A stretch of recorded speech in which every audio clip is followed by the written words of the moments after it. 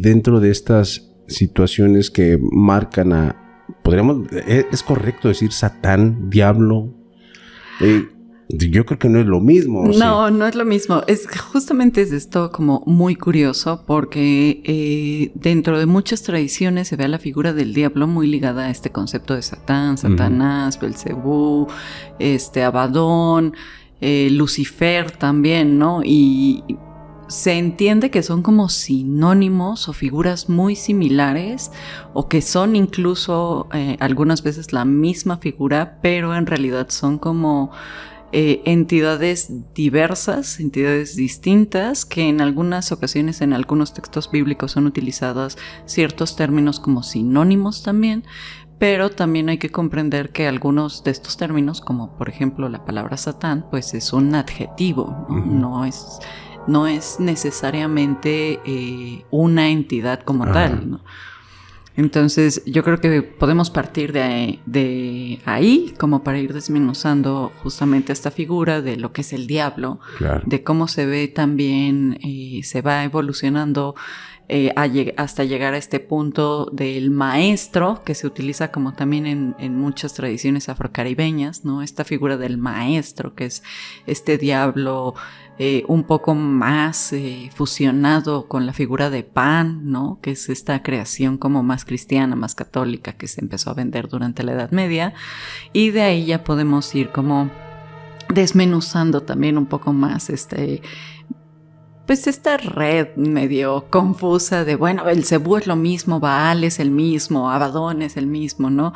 Y ahí ir como tratar de definir un poco más justamente esta figura tan enigmática que viene siendo como las múltiples facetas que tiene el diablo. Claro, entonces definitivamente no son lo mismo. No son lo mismo, no son lo mismo, aunque... Bueno, como te comento, en algunos textos, sobre todo bíblicos, vamos a encontrar que los utilizan como sinónimos.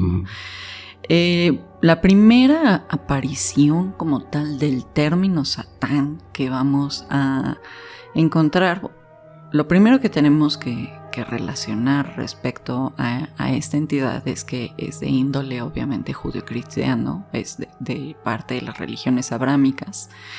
Entonces, la primera mención que vamos a encontrar justamente de lo que viene siendo Satán va a ser en los textos rabínicos, ¿no? En donde se va a definir como Shatán, ¿no? El Shatán. Y este término de Shatán tiene una connotación de acusador, de opositor, de adversario, ¿no? Vamos a ver incluso que el término de Shatán es parte del ámbito jurídico dentro del judaísmo, ¿no? O sea, la persona que se le va a oponer al juez va a ser el Shatán, el que va a acusar, el que va a estar en contra de lo que diga el juez, ¿no? Va a ser el acusador. Y esta figura originalmente dentro del judaísmo, que es de donde luego derivan las otras dos religiones abrámicas, va a tener un rol no tanto de tentador y de ser maligno y de ser diabólico, sino más bien es una entidad que es parte incluso del plan divino, ¿no? Esta pregunta que siempre hay de, bueno, si Dios es tan bueno, ¿por qué permite el mal, la fregada y media?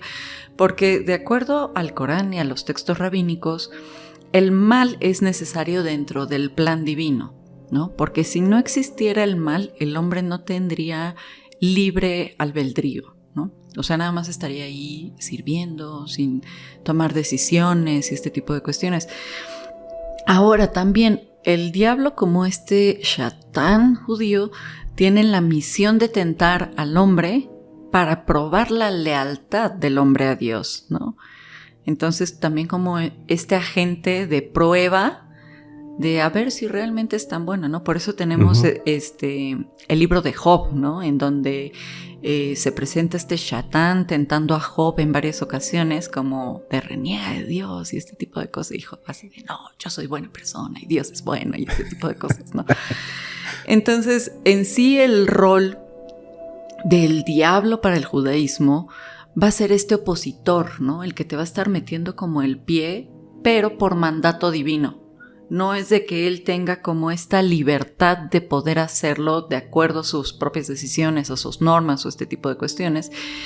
Pero aparte es muy curioso ver cómo dentro del judaísmo también la creencia en esta entidad sobrenatural en oposición a Dios depende mucho del tipo de judaísmo que se siga, ¿no? Habrá quien diga, sí, es parte del plan divino, habrá quien reniegue por completo de la existencia de esta entidad maligna que es creada por el mismo Dios, o habrá quien simplemente lo tome como esta figura de oposición, ¿no? De, ok, sí es mi adversario.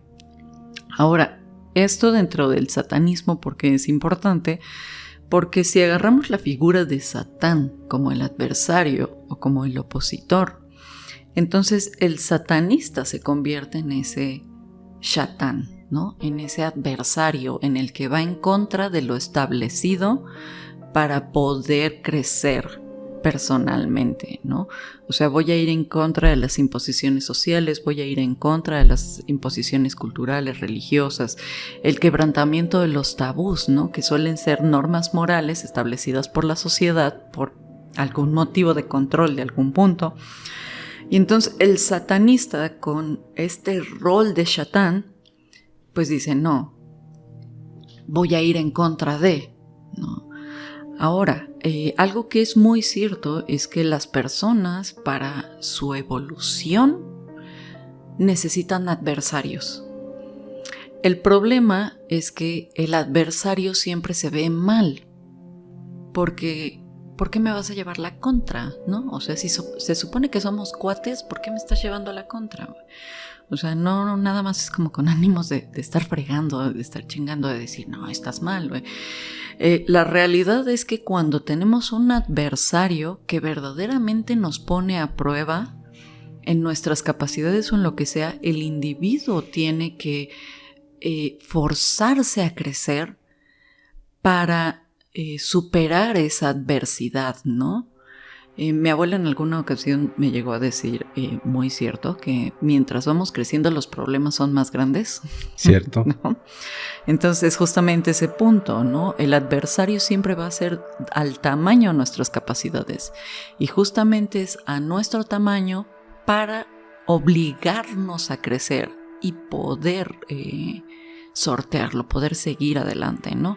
Y es justamente este ciclo que es parte de la individuación satanista, en donde yo crezco en poder, ¿no? En poder personal, en poder profesional, en poder intelectual, en cualquier tipo de poder para seguir confrontándome al mundo y que el mundo me siga confrontando a mí, ¿no? Ahora, si nos vamos a la perspectiva cristiana como tal, que bueno, también es una realidad y no podemos negarlo, que el satanismo nace a partir de los paradigmas cristianos, de los paradigmas abrámicos, porque si no, no llevaría el nombre de satanismo o luciferianismo, porque son figuras al final de cuentas que rescatan estas religiones. Particularmente quien ha forjado la figura del diablo que más tenemos en nuestra cabeza hoy en día, pues han sido los paradigmas cristianos, ¿no?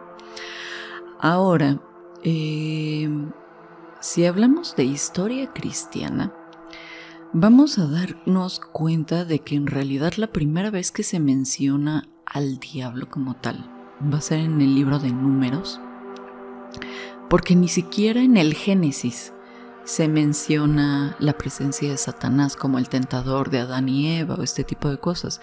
Ya son adiciones que se le van haciendo a la Biblia posteriormente. Originalmente solo era pues esa serpiente que hablaba y se arrastraba en el vientre, más nunca se dice que era Satanás, ¿no? De hecho, de esta idea de quién tentó a la pareja primordial, pues se dice que es Satán, que es Lucifer, que es Lilith, que es Samael también, ¿no? Y en algunos textos casi apócrifos también se llega a decir que es el mismo Cristo el que le entrega la manzana a Adán y Eva en su simpatía por la humanidad para pues que dejen de ser hámsters en el jardín del Edén y empiecen a tener inteligencia, ¿no? Entonces, quitando el misterio de quién fue quien le dio la manzana a Adán y Eva, el diablo aparece por primera ocasión en la Biblia, justamente en el libro de Números. Y en el Antiguo Testamento nos vamos a dar cuenta de que este diablo, este Satán, sigue siendo en oposición directa a Dios, pero como parte del mismo plan de Dios, ¿no? Es hasta el Nuevo Testamento que el diablo se posiciona como esta figura del anticristo, ¿no? Pero no del anticristo como este ser enviado para el apocalipsis y el falso profeta y ese tipo de cuestiones que pues Hollywood nos ha vendido mucho, ¿no? Sino como este anticristo, como el opositor directo de Jesús, ¿no? El que lo va a tentar en el desierto, el que le va a decir, a ver, exorcista a estos demonios, ¿no? Si tan hijo de Dios eres, a ver, sácalos. Qué tan bueno, ¿no? A ver, sácalos, ¿no? Cuánto que no puedes, ¿no? O sea, va a ser como este tentador constante que va a poner a prueba al Hijo de Dios de, güey, si tan chingón, ¿no? Si tienes hambre, pues a ver, sácate unos panes, ¿no? ¿No? Justamente vamos a ver este rol más de la oposición directa de Cristo en las tentaciones en el desierto, ¿no? Donde Cristo se va al desierto estos 40 días a meditar y a morirse de hambre y a hacer ayuno y este tipo de cosas, y pues el diablo ahí va a estar ahí de cuchillito de palo, ¿no? De, pues si tienes sed, convierte la arena en agua, ¿no? Ese tipo de cosas.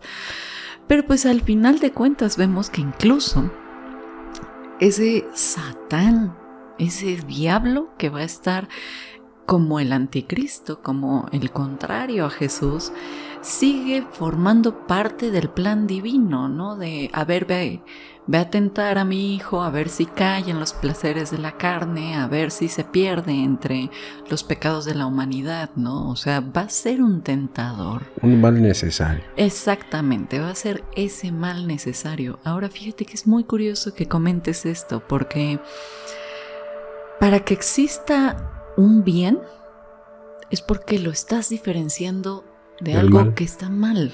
Uh-huh.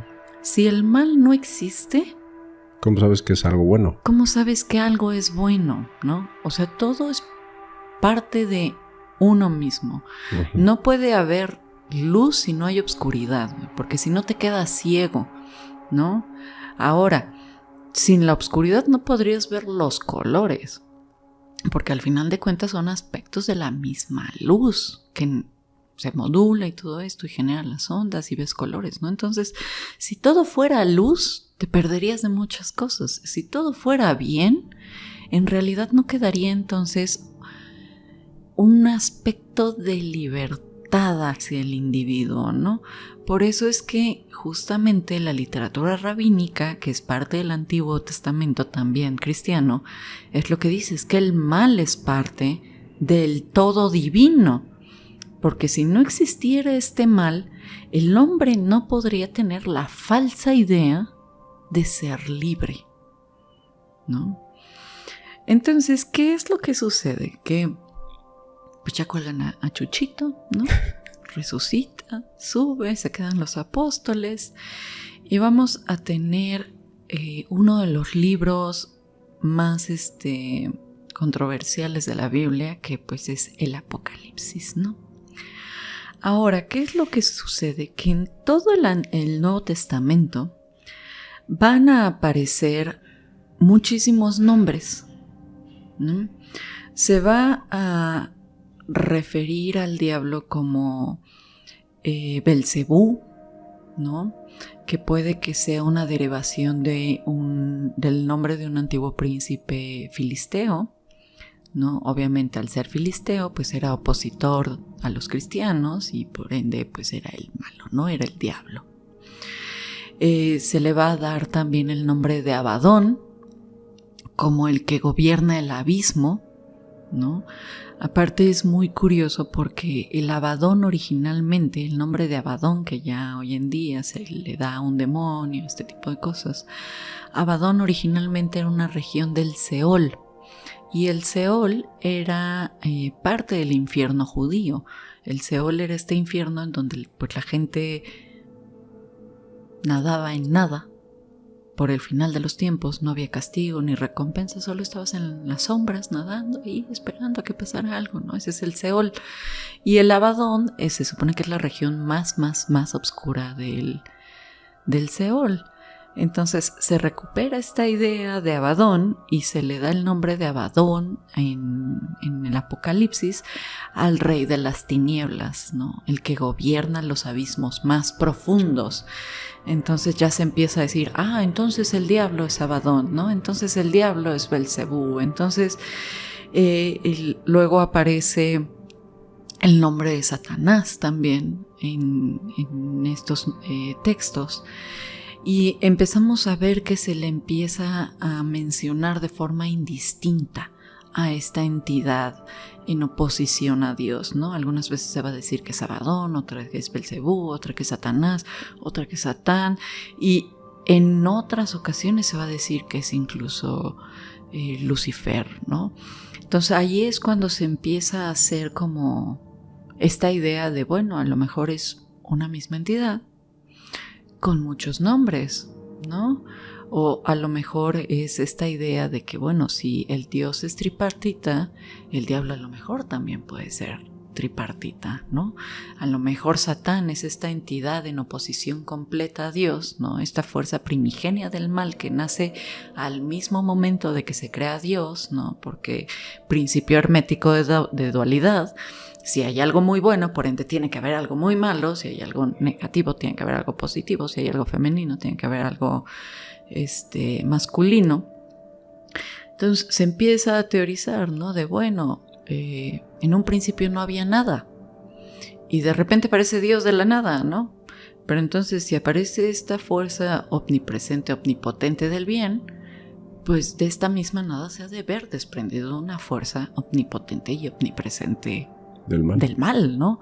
Entonces a lo mejor es esta fuerza contraria, Elohim, Yahvé, Dios Padre, pues es Satán, ¿no? Y a lo mejor Satán también tiene los 3 rostros, ¿no? Que Dante Alighieri ayuda mucho a crear también esta imagen del diablo con los 3 rostros comiéndose los pecadores.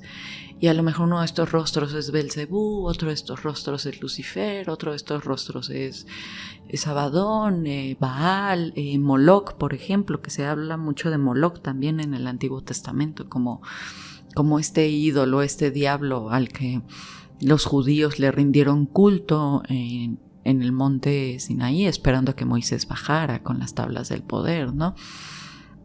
Y que también Moloch es como una figura muy mal entendida, porque pues al ser parte de los dioses de los cananeos, pues automáticamente, si los cananeos son mis enemigos y este es el dios de los cananeos, pues por ende es el diablo, ¿no?